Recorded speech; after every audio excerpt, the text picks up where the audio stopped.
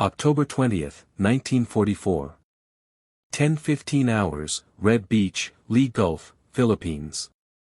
The rhythmic crack of semi-automatic fire echoed across the invasion beach. A sound the Japanese Imperial Army had never heard before at this volume. This intensity, this relentless pace. 8 rounds. Reload. 8 more rounds. The Americans were firing their rifles as fast as Japanese soldiers could work bolt-action mechanisms, but without the pause, without the vulnerability, without the fatal hesitation that had defined infantry combat for half a century. The weapon producing this revolutionary firepower was the M1 Garand rifle, and it was about to demonstrate why General George S. Patton would call it the greatest battle implement ever devised. The Japanese, armed with their bolt-action Arisaka Type 38 and Type 999 rifles, were about to discover that bringing 19th-century technology to a 20th-century firefight was a fatal miscalculation. The transformation of American infantry firepower had begun not on the battlefields of the Pacific, but in the quiet testing grounds of Springfield Armory, Massachusetts, more than a decade before the first shots were fired at Pearl Harbor. The weapon that would fundamentally alter the mathematics of infantry combat was born from a single revolutionary insight. In modern warfare, the soldier who could fire more accurate shots in less time would dominate the battlefield. John Garand, a Canadian-born firearms designer working for the United States Army, had spent years pursuing what military theorists considered impossible, a self-loading rifle reliable enough for military service, accurate enough for combat effectiveness and simple enough for mass production and field maintenance. Previous attempts at semi-automatic military rifles had failed spectacularly. The French Mariner, the Mexican Mandarin, the American Peterson, all had proven too complex, too fragile, or too unreliable for the brutal conditions of actual combat.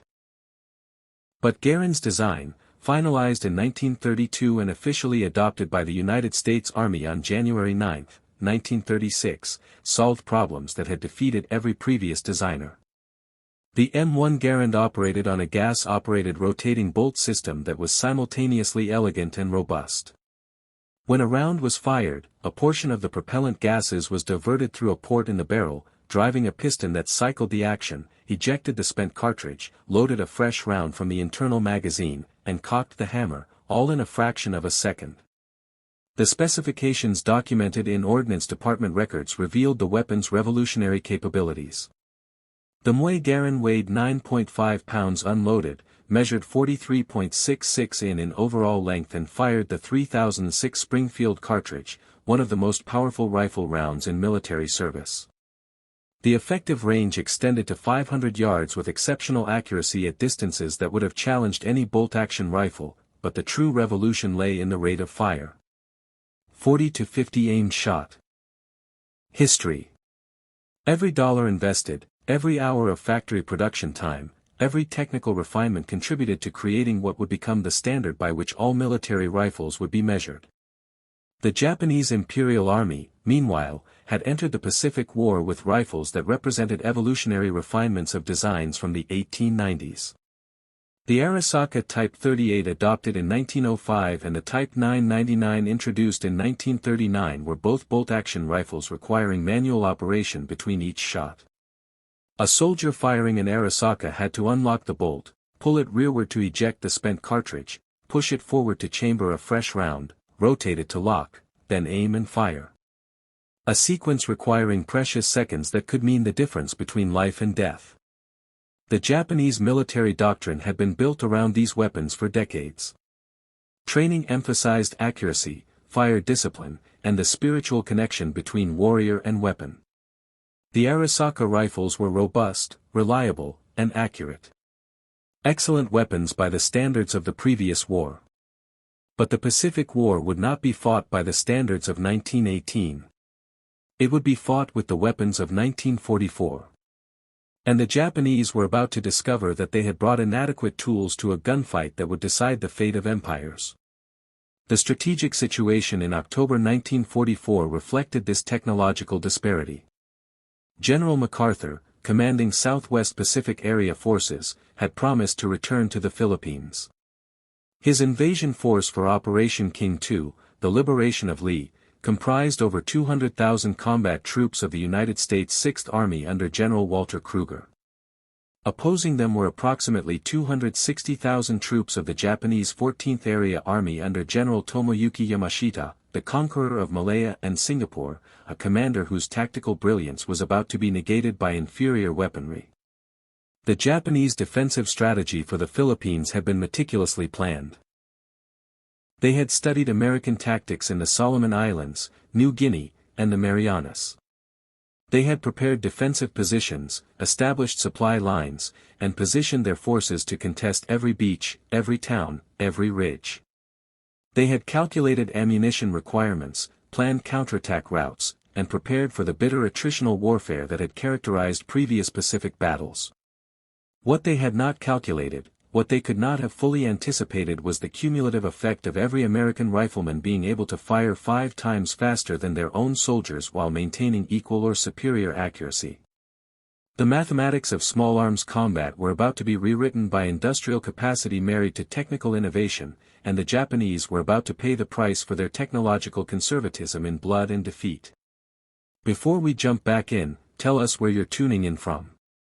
And if this story touches you, make sure you're subscribed because tomorrow I've saved something extra special.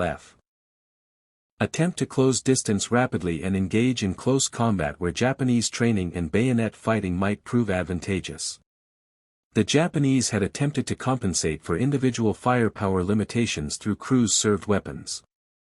The Type 92 heavy machine gun and Type 96 light machine gun provided automatic fire support.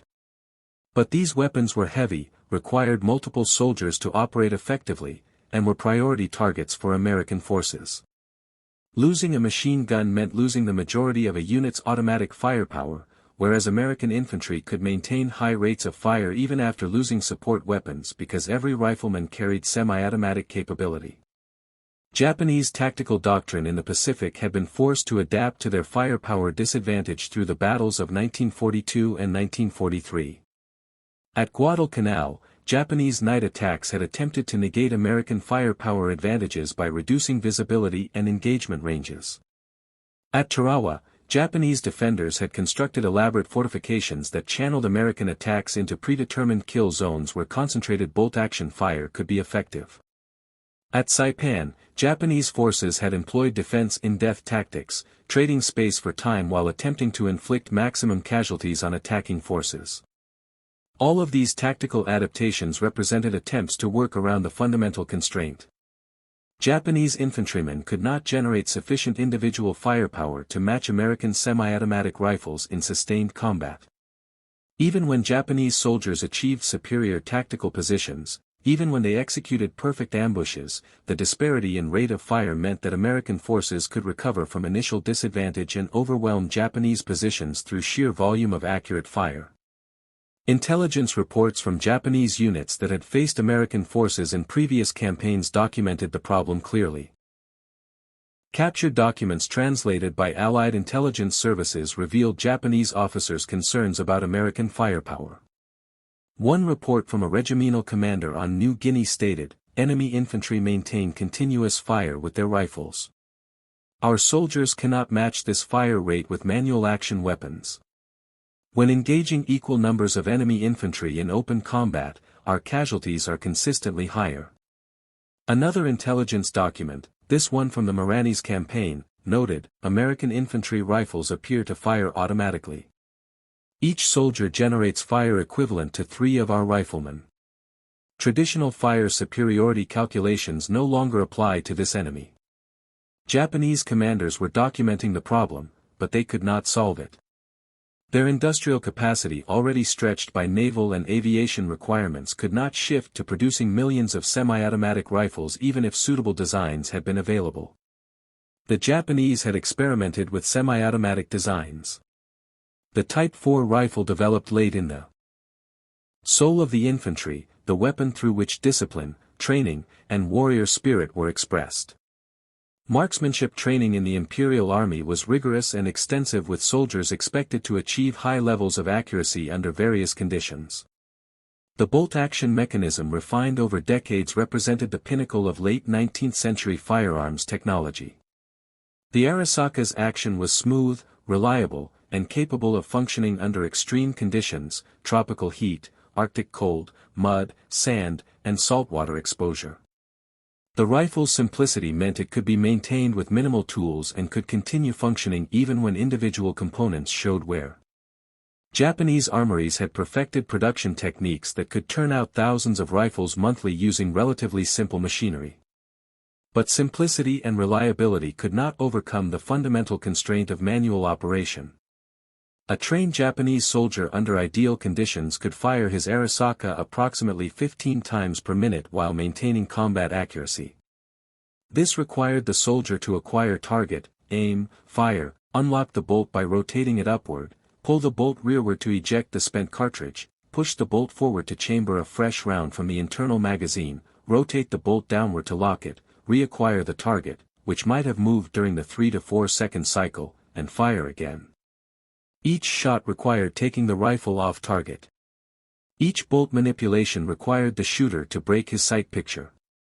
Each ejection and chambering cycle created a moment of vulnerability when the soldier could not fire. These moments accumulated across firefights, across battles, across campaigns.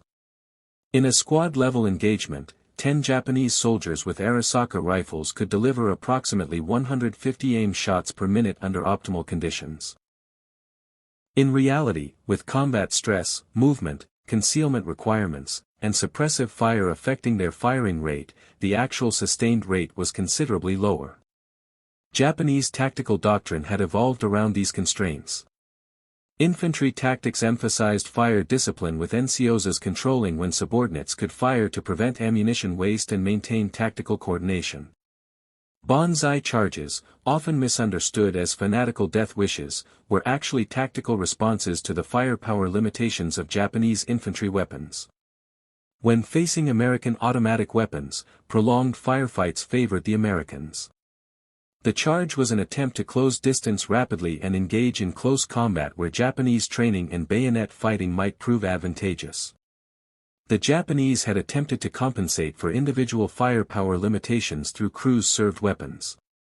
The Type 92 heavy machine gun and Type 96 light machine gun provided automatic fire support. But these weapons were heavy, required multiple soldiers to operate effectively, and were priority targets for American forces. Losing a machine gun meant loci.